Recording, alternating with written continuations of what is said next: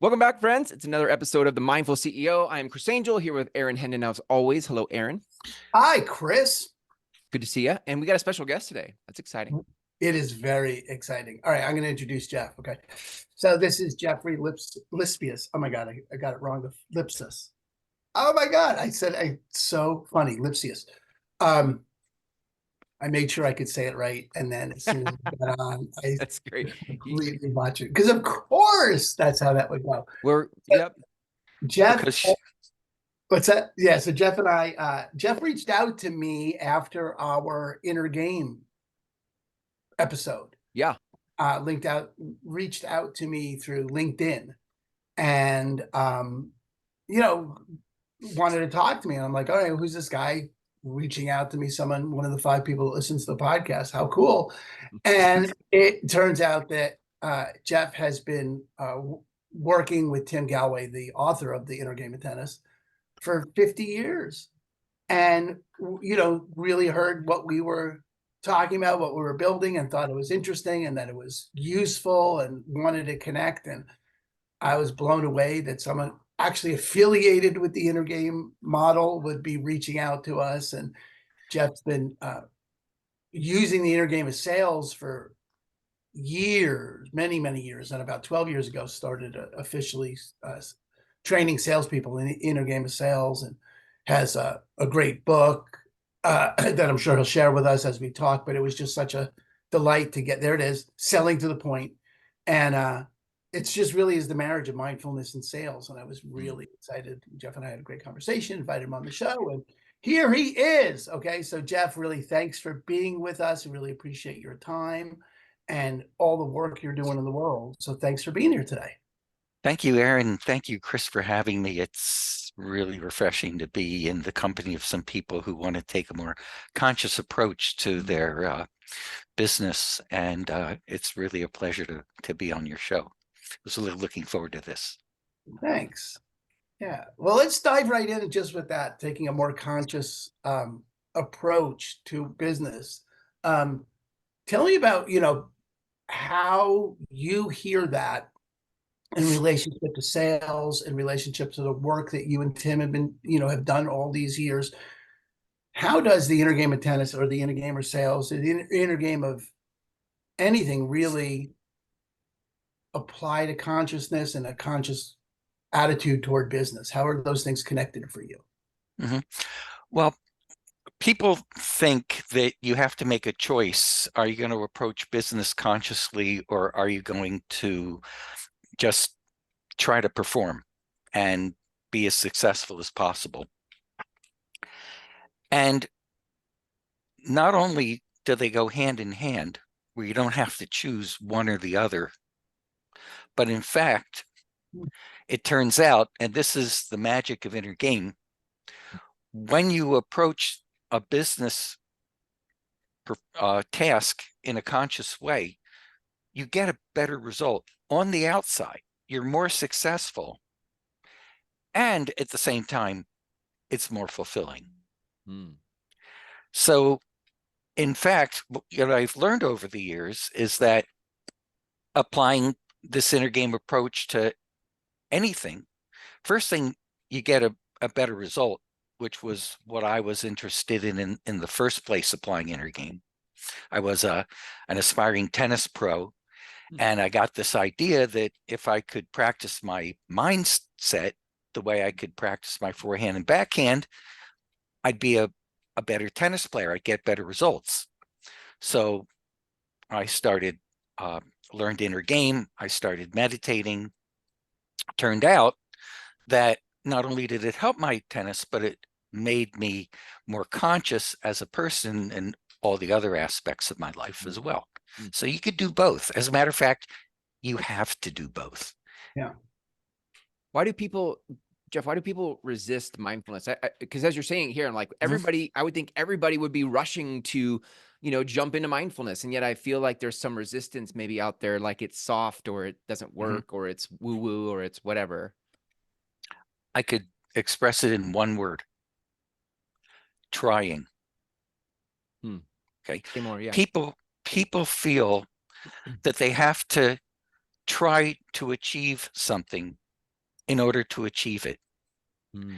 And what Tim Gallwey brought to the world, probably his biggest contribution when the inner game of tennis came out back in the 1970s, is that when you try to do something, you're actually sabotaging it. Now, let me explain this, okay? So we're talking about performance. Let's talk about peak performance, okay? Performing, if we were to use a working definition, we'd say that's performing beyond expectations. That means, by definition, you can't expect to perform beyond expectations. That's impossible. So in other words, when you try to achieve something, you're actually interfering with it. For example, if you're trying to sleep, are you sleeping? In fact, it's trying to sleep that's the very thing that's going to still keep you awake. It's going to interfere. Yeah, yeah. If I'm trying to like someone, do I like them? Right? Yeah. If I'm like Aaron trying, for a while. if I'm trying to have fun, am I having fun? In fact, if I'm trying to have fun, maybe there's something I would have liked, but I'm so busy trying, I'm distracted from noticing something that might have entertained me. As it turns out, trying interferes with performance. And so, if you're trying to meditate, are you meditating? Right? So people think that they have to try in order to succeed. And it's the very thing holding them back. So love that. Yeah. Is it? I hear in that, Jeff, the sort of default addiction to doing the hustle culture. It's interesting because I mean that's what you're pointing to, right? It's not just trying as a. It's not for sure everything you said is accurate, right? Trying isn't doing, right? This Yoda taught everyone that, right? there is no try. There is no try. Okay, that's been clear in our culture since Star Wars, right? So thank God for it, right? But that, in addition to, it's the addiction to activity, it's resistance to slowing down, always the hardest thing for me to do, right? Even how I messed him up in the beginning was a function really of not present, and slowing down enough is something that we resist. And it's interesting, particularly, Chris, that when you said that, I thought, I just read this yesterday. I was working on a blog post and I looked this up. Tim Ferriss, the other famous Tim, in writing Titans, the interview book about Titans, icons, and world-class leaders, and what are their habits, and I forgot, it's a very long time. Yeah. 80% meditate. It's, in fact, it was the single most common denominator between everyone he interviewed. Wow. Meditation. Which is completely consistent with what we would expect, but the resistance to it is a really phenomenal thing, because I do think there's a big resistance to, well, I have to do something, as opposed to, no, really what you have to do is nothing. I'm just doing nothing. And that was one of my big takeaways out of Inner Game of Tennis, was the results that showed up when people did nothing, focused on something completely outside. Talk a little bit about that as it relates to mindfulness or meditation, consciousness, the ability to focus on something other than the target, and how that impacts performance. Yeah, let me see. I could get out a chart here. Yay! Well, visual visual aids, yes. Okay, very simple formula that I think would help you understand. Just here it is. We perform by learning and we learn by observing. Hmm. As we become better observers, we become better learners. As we become better learners, we become better performers. Okay, that is so hot. Make sense? Yep. It totally makes sense. Okay. And that's really the heart of mindfulness is the ability to see something new and something we've already seen before. Right, because the interference to observation is distraction. Hmm. So if we're distracted by internal thoughts, doubts, expectations, it's going to interfere with our ability to observe, which is going to interfere with our learning, which will interfere with our performance. Wow. It's so It's like a simple. mind blower. I'm just sitting with that because that's like, it's just like, I just like, nobody talk. I just want to sit in the presence of that for a minute. That's really good. Yeah. Yeah. I mean, you can talk. I'm just saying, like, that was really good.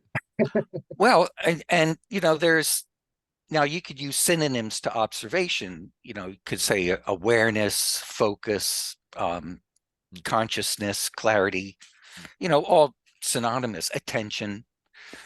But what you're basically saying is that really a true coach is going to help people observe, be better observers, because that's going to be the basis, the foundation for learning, which is the foundation for performance. Now you notice I said learning, not teaching. Learning is inner and teaching is outer, right? So you can have learning without teaching and you can have teaching without learning. Yeah. Well, as it turns out, and this is another inner game principle, teaching interferes with learning. So as people observe, they become better learners. And all the time we're teaching. When Tim Gallwey gives a tennis lesson, he doesn't give a single instruction. And there's actual videos I could send you of Tim giving a tennis lesson to just beginners who are out of shape, middle-aged, never did anything athletic before. And in a half hour, he'll teach them a serve, a forehand, and a backhand to hit consistently over the net and into the court in a half hour's time. That would normally a tennis instructor teaching, giving lessons, it would take about a year for that person to get the same level of competence. And how does he do this? By eliminating teaching, by eliminating instruction, and just building awareness, taking away their self-doubt.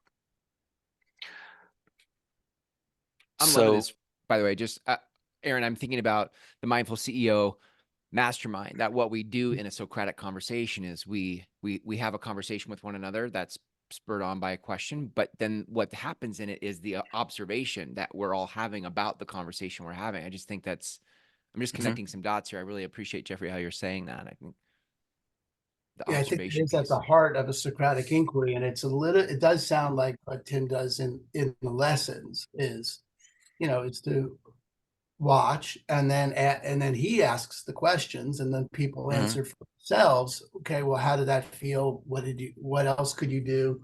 What do you see there is to do? Yeah, that's and so relate that to business now. I mean, how you made that leap from, Tim giving those tennis lessons to you training a sales team, and developing that kind of capacity and capability within sales organizations. Talk about that. It's pertinent and fascinating. Yeah. Okay. So I approached him. What happened is that originally I was got to be friends with Tim, and we stayed in touch over the years, and I didn't make it in the pros. So I had to get a real job, and I went into sales. So over the course of time, I became vice president of the company, And I got in touch with Tim and I said, hey, I have over 100 salespeople under me. Why don't we apply the inner game to selling, and we could use my sales force as a laboratory? And Tim said, great idea. And we started applying the inner game to selling. One of the first things he said to me was, you have to understand that the inner game is really the outer game, and the outer game is really the inner game. We're sitting in paradoxes, Aaron. Yeah. Okay. All right. Yeah, Yoda. that's a mouthful. Keep going, Jeffrey. No, it's good. I love it. Good. Love it. Okay. Go ahead. So this tennis lesson that you would see Tim give, and what he would say to the student, since he's not going to give any instructions, is he'll do something like, okay, I want you to watch the seams of the ball and describe, when I toss the ball, describe how the seams are rotating as they approach you. Or he might say, I want you to say bounce when the ball bounces on the court, and hit the moment it hits the racket. And just say bounce and just say hit.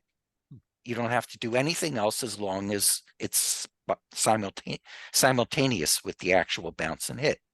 Or he'll say, notice the shape of your swing. You know, all these different awareness exercises, okay? The seams of the ball is outer. It's not inner. Right. Okay. The shape of your swing is outer. Right. So he's applying the inner game by focusing attention outer. Got it, yeah. Now, what happened if he focused attention inner and said to the student, well, your backhand is bad because you don't have enough confidence in it. Well, I see whenever I toss you a backhand, you say, uh-oh. So you have to stop. You have to be more confident. Well, is that going to work? No, because they'll be thinking about, are they confident enough or not? So the inner game is applied outer. And this is the difference, by the way, between inner game and mindfulness. Because mindfulness is inner for inner. Yeah, mindfulness is for inner peace. And inner game is for performance.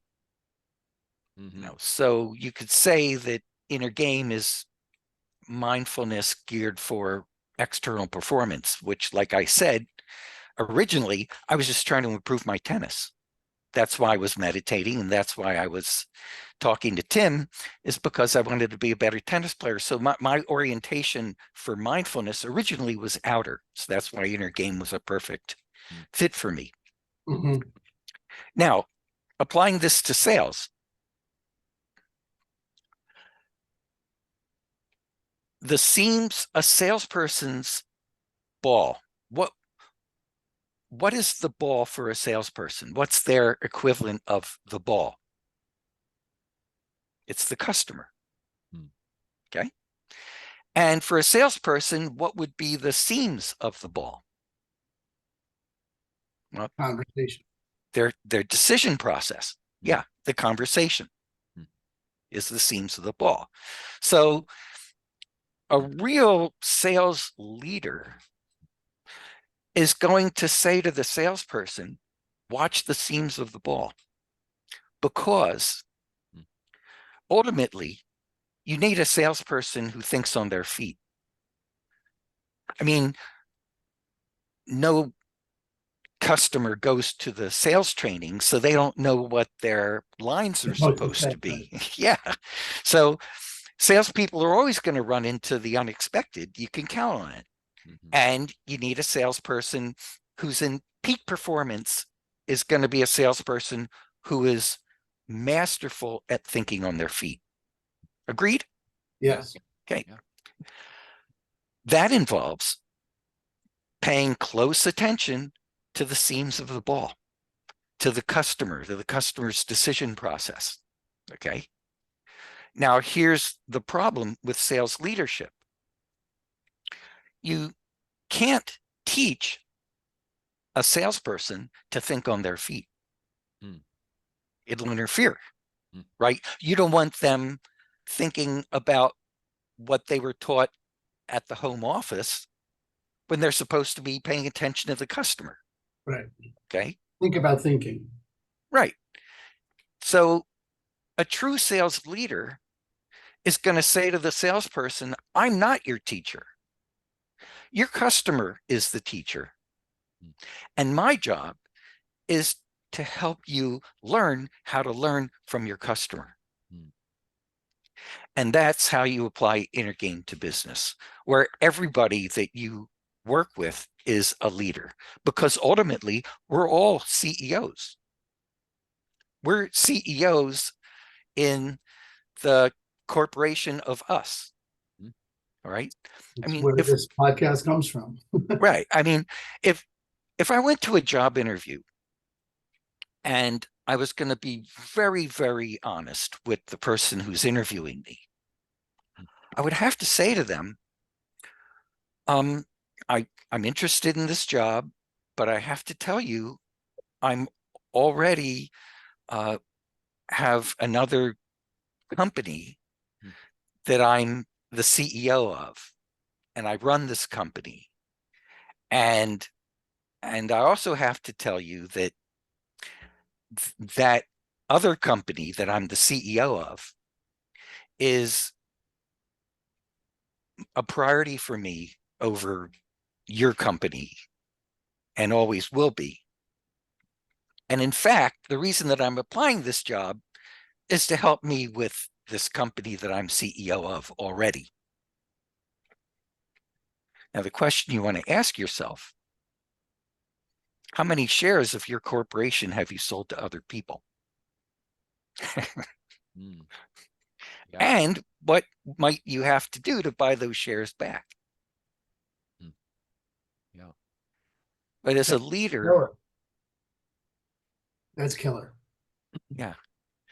As a leader, you need to get out of the way and allow somebody else to be the CEO of their corporation and be the leader, and you're there to help them learn from observation, not create a distraction that's going to satisfy your ego because you want them to come back to you and say, hey, you know, I got this sale because I listened to you and I said this and that, just like you trained me to do on the script that I was reading.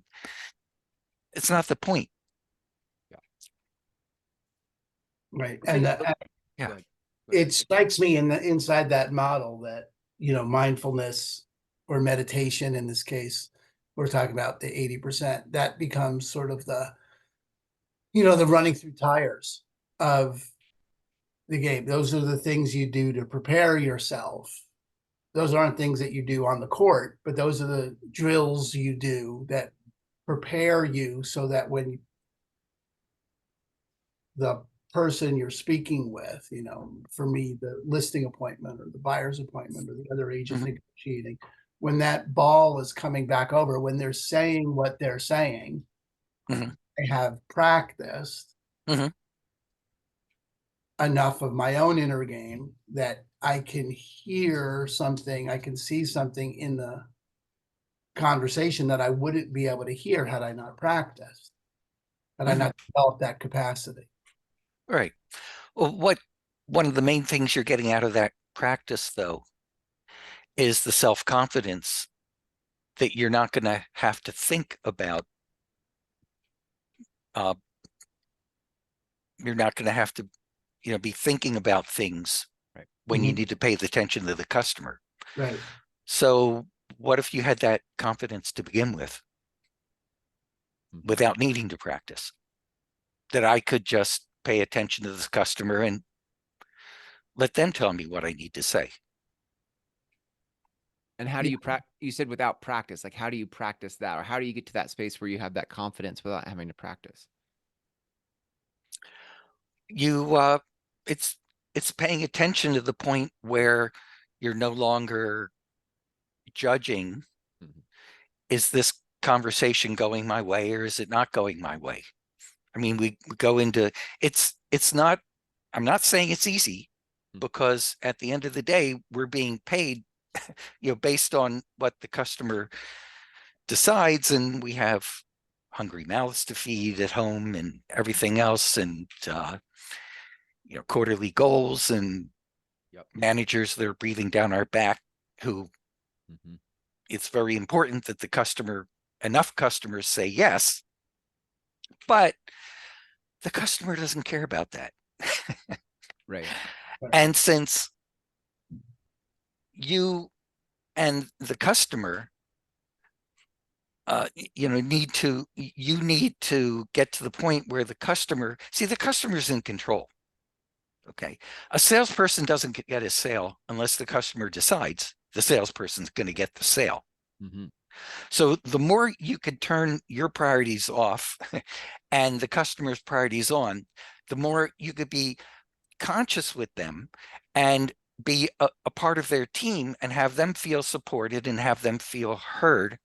So you can start focusing on the quality of their decision process. One of the things that salespeople don't realize is that, customers have the same performance issues in their decision making that we have in our selling. That, we feel we have to be confident as salespeople and go in there without having to think about our training. We've got to a point of what's called conscious competence, where we have our lines down so well that we don't have to think about them. Okay, well, that's great. But I think the magic is that you don't have to think about them. Not that you know them, that you're no longer thinking about them, so you could start thinking about and paying attention to the customer. Because here's one. Okay. Remember when I said the inner game is really the outer game and the outer game is really the inner game? Okay. So I'll give you an example. So if trust, okay, if I talk to salespeople about trust, and they're going to say, sure, trust. That's the most important thing. I got to earn the customer's trust. The customer has to think that what I'm saying is true. That's outer trust. That's the customer's trust of the salesperson. Now, to answer Aaron's question, well, what do you do to have that kind of confidence? It's back to observation. So what about inner trust? That would be the customer's self-trust in their ability to make a good decision. Okay. You won't get outer trust. You won't have the customer trusting the salesperson without inner trust, without the customer trusting themselves to decide if they can trust the salesperson. That's good. Okay. So tell the salesperson, be the salesperson's observation coach, and tell them to keep your eye on the ball. Watch the customer's level of confidence in their own decision-making ability.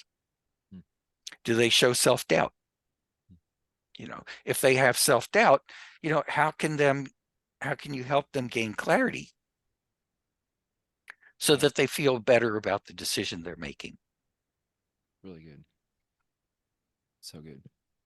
Yeah. I love that. I just want to go back to that thing about practice. One of my favorite words, Allen Iverson's conversation. But that thing about practice is, we call mindfulness and sitting and meditation a practice. That's what it is. Yeah. Okay. From that context, that's the world in which I've developed the muscle to quiet my mind enough that, if I practice 10 minutes a day, for example, of sitting mindfully watching my breath, let's say, I will develop a capacity in a short period of time to be able now to observe the customer without my concerns for my own commission getting in the way, because I've practiced what there is to practice, which is watching my mind and quieting my mind quiet, as opposed to the kind of practice that doesn't make a difference, which is, it's not even, and the truth is, practicing script practice and practicing objection handling does matter in terms of my, people not getting thrown by, I've Mhm. never heard that before. Mhm. But I think the point that you're making, Jeffrey, and you should correct me because I'm sort of sorting this out for myself, right? Mhm. When you brought it up. I tell when I train the realtors on my team, when I train people on the phones, particularly, or anywhere, I say, look, you gotta, I can't give you the objection handlers. You gotta get into the position of having the objection, Mhm. say whatever you say, and then come back to me and we can debrief. But there's just I can only ever give you the opening salvo. I can only give you the serve. The next hit is going to depend on what comes back across the net. You can't Yeah. predict that. Yeah. So, if you can, there's no way to handle every possible objection, as long as you are quiet enough with yourself, you can see the ball coming back over, and you have enough confidence in your ability to sell whatever it is you're selling, yourself, your product, your widget, whatever.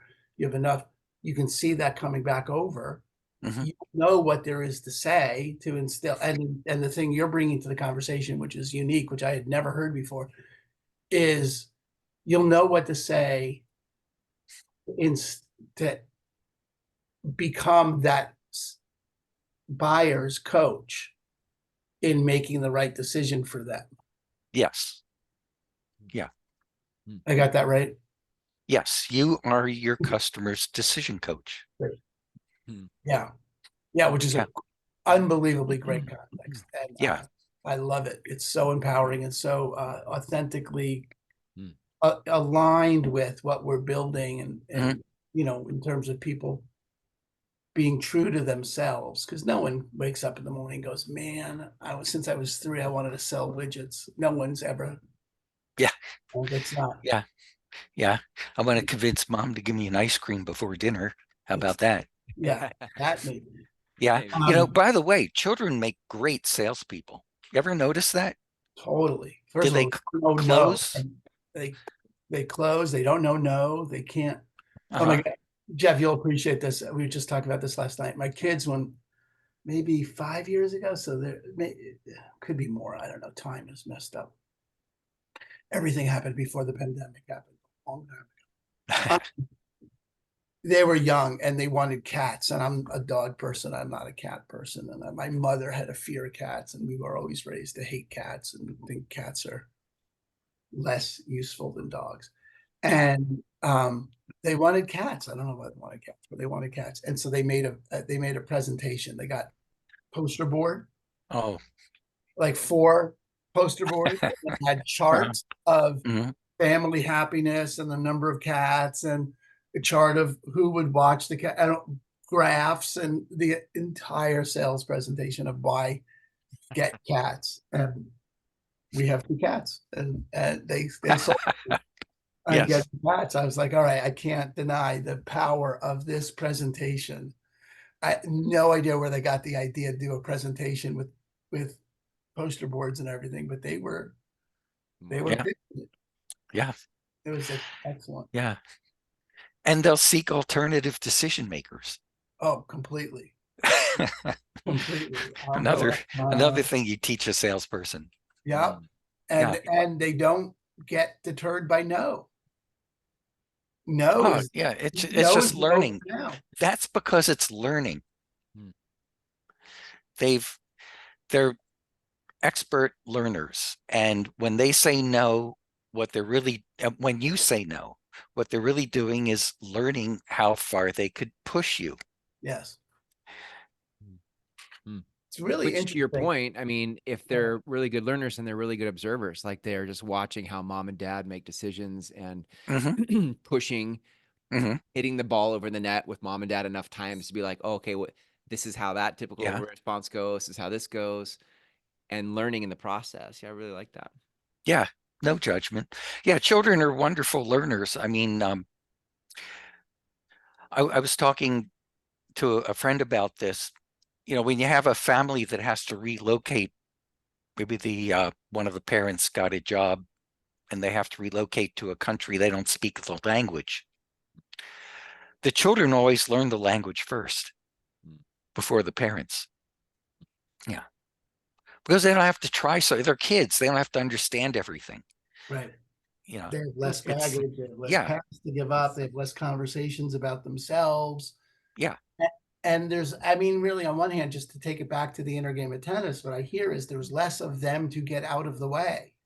Yeah. yes. Because that's the observe, learn, perform model is observe and learn as a function of, and everything that Tim teaches in the inner game of tennis is the less you that's there, the higher the likelihood of you being able to perform consistent with the intention. If the you don't Yes. get in your own way, hmm which is really the whole point of mindfulness, is to get out of your way, get all that identity in those Yeah. conversations. hmm And when you see somebody who actually is in peak performance or talk to them Right. afterwards, and you hear them describe, it was like I was playing out of my head. It was like I wasn't there. It was like, I mean, and these those experiences are so compelling that somebody could go through so many lengths just to have it again. But when they're in that period they're just out of the way, they describe, they're not even like conscious thinking of anything. Like last night I saw this Italian tennis player just beat Djokovic. Huge upset. He was ranked 129 in the world. It only happened like 8 times before where somebody ranked outside the top 100 beat the number one in the world. Happened last night at here in California, and you could just see the guy. He was expressionless. He was just in the zone. Wow. And he's not thinking about, wow, this, I'm playing Djokovic and I'm doing. No, he had to be completely in the zone in order to achieve that. Yeah. Yeah. Yeah, and that's always the goal for people is how do I get in the zone? And you don't try, and if You don't try. we're just going to bring it back. It's a good place to laugh, Yes. right? Like that's a Yes. full circle. I knew we'd Well know, done. Well done. but Yeah. that is it. You can't try to get there. That's going to Yeah. kill. And every time that we've ever been there, and everyone's listening has been there at some point, has been in the zone. The moment we have that thought, like, "Wow, I'm in the zone," I can't believe I thought that. Damn it. Because Yeah. nothing brings you out of the zone quicker than the ego identifying itself as you. Yeah. And now you're not in the zone because you're you again. Or trying to recapture it. You played great last time. You're going to try to do the same thing you did last time, and it never seems to work because you're trying to something that's spontaneous and in the moment you're trying to recapture again. And it was actually the spontaneity. Once you have an expectation, then you're distracted. And so you want to, now, if you have a coach, you're talking about coaching, okay? The coach is going to help you be a better observer ultimately, and help you be in touch with the things that keep you in the moment. And so a good sales leader will be the salesperson's observation coach. What did you learn from that customer? You have an underperforming salesperson, and the manager calls them into the carpet and says, look, you can't miss your goal next quarter. Why are you're performing less than the other salespeople? I want you to go out there and tell me why your customers are not deciding in their own best interest. What's their thought process? And I want you to report back to me why they're deciding not to buy, and get them aware, rather than what are you going to do differently. Because you think about it, when a salesperson is feeling that kind of pressure, you know, well, you got 2 weeks to make up to your entire goal next quarter. Mhm. And the salesperson's like, I'm going to do it. I'm really going to do it. I'm going to try extra hard. All right. If you are the customer of that salesperson who's going to try really hard, Yeah, it's never going to go well. how are you going to feel? You're going to feel like this guy's being pushy. You know, you're going to feel invisible. Yeah. Okay. Because the salesperson's trying so hard. That's great. Great. All right. Well, we can put a pin in it there, Jeffrey, because it's so perfect to leave it with the opportunity for us to develop the skill, the capacity of being an observer. Yes. You know, that's a non-judgmental observer. That's the definition of mindfulness is Yes. observe your thoughts, observe your breath, to become not your thoughts, the observer of your thoughts. And then you can observe, and your development in that will allow you to observe, you know, everything. That's the answer to inner success. It's also the answer to outer success. Love that bonus. Yes. Yeah, me too. Yeah, I think that's probably, and it's a good place to point them, Jeffrey, to, I'm sure this conversation has stirred up some interest in learning more. So if people wanted to get your book or learn more about what you do, like, and take their inner game further, like, where can people go to learn more from you? Yeah. Well, send me an email, jeffrey.lipsius@gmail.com. I don't, maybe you could put it on your Sure. We'll put it in the show notes. YouTube. Yeah. That's the easiest way to reach me. Okay. And your book is available on Amazon? Yes, my book is available on Amazon. It's called Selling to the Point. The book itself is a living example of observation because it's the only sales training book that's written in the form of a fiction novel. It's a story with a plot. It's got romance, got suspense. And Nice. yeah, that's because, well, it gets a little heated in there. Yeah. But I did that so the reader can experience learning from observation. The principles are emerging from the dialogue between the characters instead of me teaching how to sell. Yep. Okay. So good. Awesome. Very good. Great. Well, Jeffrey, thank you so Thank you. This is great. much. I love this. I love talking to some conscious people who are really out there aspiring to, you know, make the workplace a better place to live. And I so appreciate your work and your podcast, Aaron and Chris. Thanks so much for having me. It's really been an honor. Thanks, Jeffrey, so much. Thanks, Aaron. Yes. Great stuff. We'll see you next time.